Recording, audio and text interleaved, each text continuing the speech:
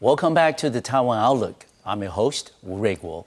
In this segment, we will continue our conversation with Professor Philip Xu of the National Taiwan University.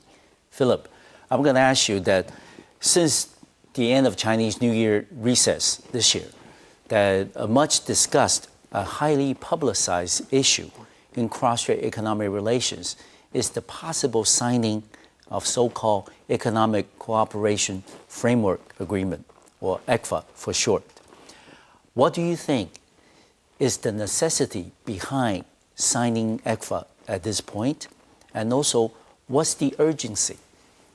Can you share with us your views on that? Yes. First of all, in terms of the necessity, I essentially hold a positive stance toward that issue. Okay. And the main reason is because I guess most citizens in society agree that we do need further economic exchanges and integration with China, of course, while minimizing all the risks as we have mentioned just now. And the ECFA, as a signed agreement per se, provides an integral framework as well as certain legal requirements to govern these relations, so that uncertainties would be minimized and the benefits could be expanded. Okay. So it is really an agreement and a framework based upon the already deepened economic interactions and integration across the Taiwan Strait. Okay. So I think that's really necessary.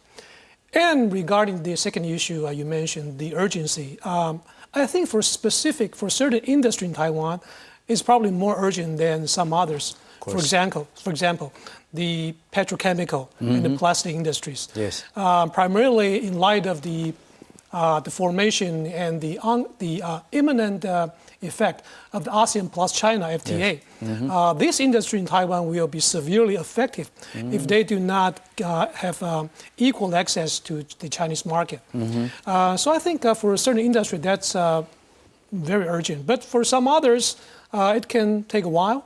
And as many analysts have pointed out, the actual content of ECFA would take certain years to be fully materialized. Yes. Yeah. So, with ECFA, even if we signed it with China, thinking the words of President Ma, it's only going to be in the so-called early harvest industries. Those are the area, like you mentioned, that will be impacted adversely with the formation of ASEAN plus China free trade area. And given that, how would you think that our government should respond in terms of explaining that to our public, to ease the fear, ease the anxiety, the uncertainty over this ECFA issue? I think the first thing that our government should really clarify, which I believe has been really notified in public, is that the ECFA is really a framework. Yes. So to use an analogy, it is like the table of contents of a book. Yes. You don't really know what the concrete content is in that book. Exactly. For example, you don't really know what industries, under what terms, would be given favorable or equal terms of trade with China.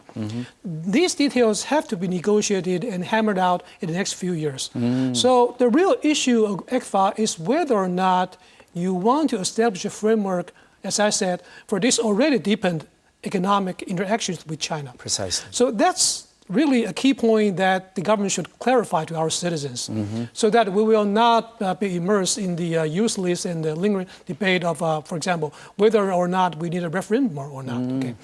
The second thing I think our government should clarify is that the government, I guess, is willing to listen to the opinions of the public and to engage in various forms of formalized exchange of opinions. For example, we could have more legislative hearings, for example. Yes. And the government could also hold some sort of extra institutional public affairs conference to focus on issues specifically on ECFA like this. Okay.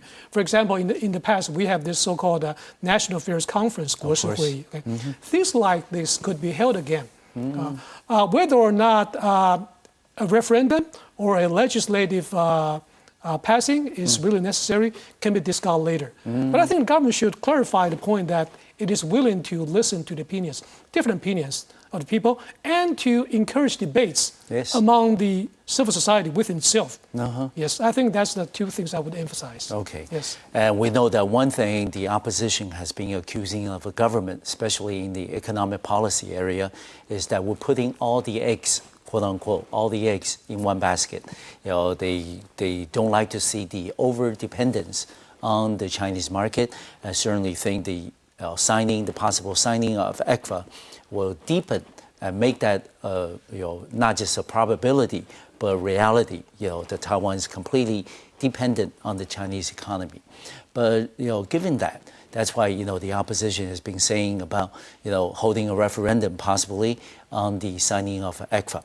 But I think a very effective way to rationalize this point with the opposition would be that if we sign the ECFA with China, that we can indirectly, with the structure of agreement with enter into with China, that we can indirectly through the agreement sign something similar to a FTA with other third countries. For example, maybe Singapore in ASEAN or EU or even the United States. Maybe not using the term free trade agreement because it has political connotation that would upset Beijing. But in terms of substance, maybe like a TIFA with the U.S. or with the European Union, the trade enhancement measures, something similar with FTA, but not in name, but in terms of the essence. Do you think that maybe with the signing of ECFA with China, that we can achieve that goal of indirectly being, part of the regional economic integration that's taking place in Asia? Yes, I think I completely agree with what you said. Okay. Indeed, and the government has explicitly stated this potential long-term effect, that it could, the ECFA with China could pave the way for the indirect access or the long-term establishment of de facto FTAs with all the other national economies. Yes. That's indeed very important. And also, I would suggest that the fear of egregious economic dependence on China is a permanent dilemma, but not only for the Taiwanese society, almost for all the national economies in China's neighboring countries. Yes. And that's another issue that we should emphasize.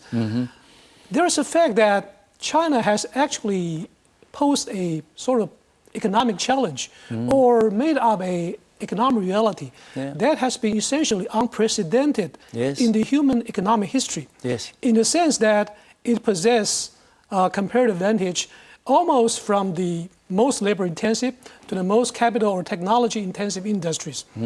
And so all of its neighboring countries are feeling this threat. It's not only us. So I think this is something that not only the government or the parties, but all the citizens should really pay attention to. And there's really no need for unnecessary panic. Okay. And also one other thing that we've seen a lot of changes that has taken place since President Ma Ying-jeou came to office is so-called the more pragmatic and flexible way in terms of how we conduct ourselves on the international stage. Of course, in the foreign policy area, we have the so-called flexible diplomacy. We maintain the diplomatic truce with Beijing. But also in the economic domain, we also see some flexibility that we have never seen before. Maybe just a year earlier, that would have been unthinkable. For example, the 9 agreements that were entered into between ARADs in China and also CEF in Taiwan, and also the one joint declaration. How would you then recommend to the government, in terms of being a long-term observer of cross-strait relations, how can we use this flexible approach in terms of achieving the most economic space and maneuverability in our relations with China as we deepen our economic ties? Well, first of all, I think my recommendation would be along the line that we just mentioned, that we want to use these bilateral agreements as the foundation for make Taiwan more globalized, and more diversified in terms of economic integration with the other national economies. So it's really the first step in a long-term sequence. So, and I believe that's an action plan that's been already on the mind of government. Yes. But it's not only about action. As a matter of fact, I think the government should make it more explicit in terms of explaining this to the citizens to appease the problems of unnecessary fear. The second recommendation, I think, would be that, which is actually something our government has been already doing. While we are framing all these 9 agreements and the further arrangement like ECFA with China, our government is also engaging in drawing back Taiwanese investment in China. Okay. There's a so-called the Bridge Establishment Plan, 搭桥计划, covering a number of emerging industries to draw back Taiwanese investors in China. Yes. So that's another issue or another focus that the government should make more effort about. And also, I think the government can make it more explicit to the citizens. I don't believe that there are enough citizens in our society being highly aware of this initiative. Okay, yes. And also the fact that, as you mentioned, there are many Taiwanese businesses operating on the mainland that are being very successful. I think our government also being encouraging them to come back to Taiwan and go public. Yes. So I think that policy is also helping in terms of enhancing the two-way exchanges of capital and also personnel. Yes. Yeah. So we certainly would like to see, following the signing of the financial MOUs and also possible signing of ECFA, that this two-way traffic, not just one way, unidirectional like it was before, that this will continue. I think it will help Taiwan in terms of regional economic integration and also diversification of our market. Indeed, yes. Yeah, we're going to take a short break. I will be right back to the Taiwan Outlook. We will continue this conversation with Professor Philip Xu, Associate Professor of Political Science at the National Taiwan University. We'll be back shortly.